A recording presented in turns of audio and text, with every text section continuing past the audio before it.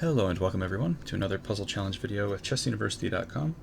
This is Ryan Murphy presenting, and before we go into the new puzzle for today, which is an intermediate difficulty puzzle rated for players, let's say under 1500, but of course anyone's free to solve these, I'm going to go over the solution to yesterday's puzzle and then we'll proceed with the new stuff. So this was yesterday's puzzle, and it was white to play and win material, so if you haven't already solved it, please take a moment now to pause the video and solve. I will now proceed with giving the solution. So the key reason that we should even be looking for tactics here is one of black's pieces is very awkwardly placed in the sense that it has no safe retreat squares. When your opponent has pieces that are either stranded on the side of the board or have no legal safe moves, you should focus some attention on them, because sometimes you can attack them with a pawn and actually trap those pieces.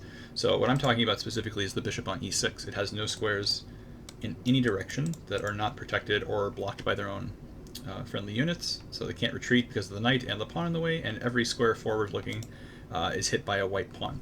So if we could imagine getting a pawn to f5, that would win the bishop, and that's exactly what white intends to do with the move f4.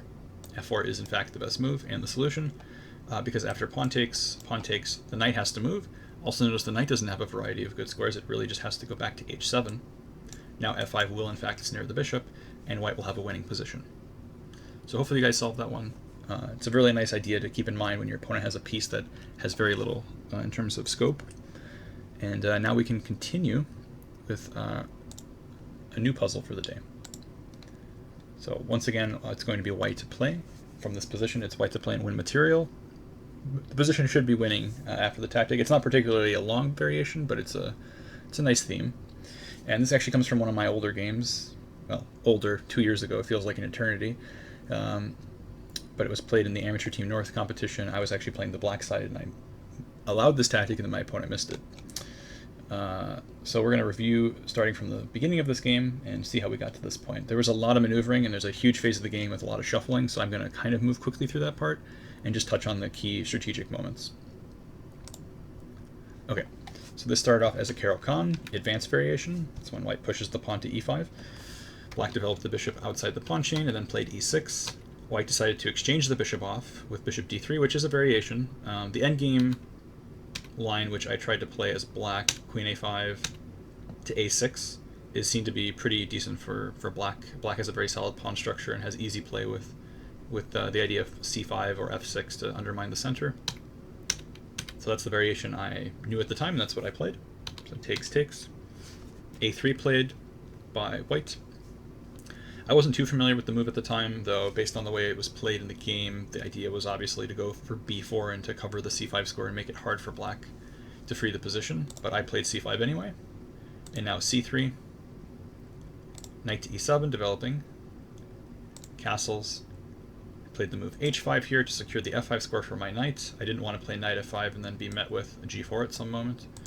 And now b4 by white, which is actually a very annoying move to see from the black side, because you're faced with the decision of either releasing the tension like this, which isn't desirable because you close the queen side entirely, or almost entirely, or you have to take, which also releases the tension.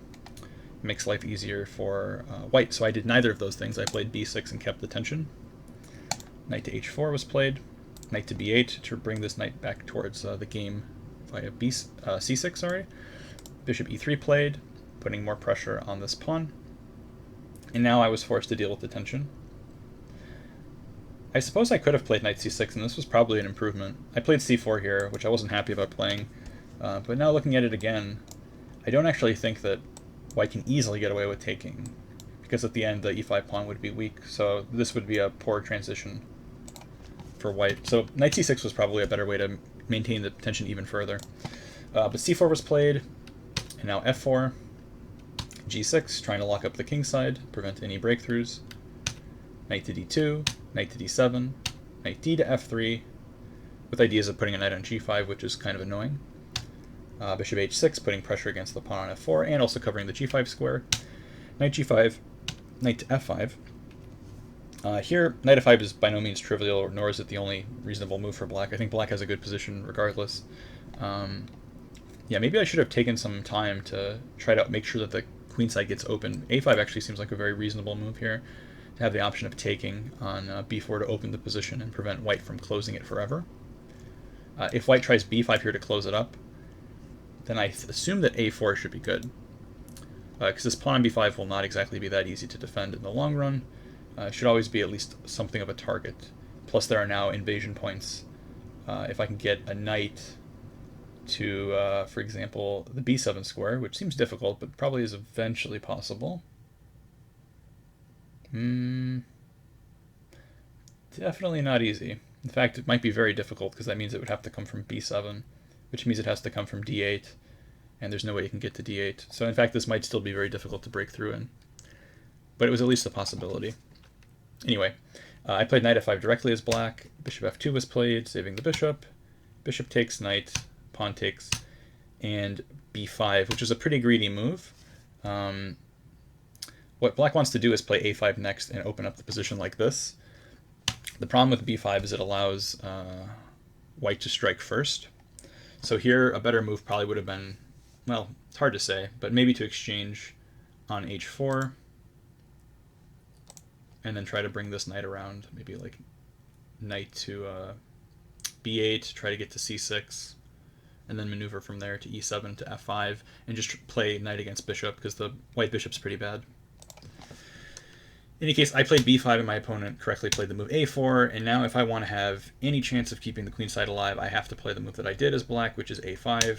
Somewhat risky, but make sure that the position stays open, because I'm trying to play for a win as black. Takes, and a4. And now we enter a long maneuvering phase. b6 is not necessary, though the pawn was probably doomed in the long run anyway. And now both sides bring their pieces towards the queen side. I played h4, which is slightly controversial. But I think my point was that I wanted to disconnect the g5 pawn from the rest of white's army, so that in some cases I can try to attack it. This stops the move h4 from the white side. So yeah, like I said, this is the long maneuvering phase, where I'm, as black, trying to bring my pieces to both the queen side to have some breakthrough points, and also to hit the pawn on g5, trying to like stretch white defending two fronts, but it's really not enough. The position is pretty close to equal, though I do like having two knights in a close position like this. So I try to attack g5, my opponent defends it, I shuffle around as black, both sides are shuffling and defending the key weaknesses, which is mainly the g5 pawn, and for black the h4 pawn is potentially weak. So like I said, lots of maneuvering, everybody's happy, everybody's dancing. I finally bring, my opponent finally makes a decision here and changes the position with b5, showing that he wants to play for a win also. He has ideas of rook b4 to try to win the a4 pawn now, but b5 is also now under more pressure, so it's definitely double-edged in some sense. So rook a5, rook b4, rook to h8, trying to bring together rook a b1. Both sides are playing very well here, actually. This is pretty solid. Rook h to a8. And now king f3, knight to e7, bringing the knight around, king g4, knight back to f5. Would have been the best move here. Just repeating, and then probably both sides would shuffle, and a draw seems like the correct way to end. But the problem is that here black played the move rook h8, which allows the starting position we looked at. And now, once again, it's white to play and win material. So if you think you see it, make sure you head on over to chessuniversity.com. Again, the link to the official post for this puzzle will be in the YouTube description. And leave your comment there for a chance at reward points if you get the right answer. Thanks for watching, and I'll see everyone in the next video when we're going on to harder puzzles going into the weekend.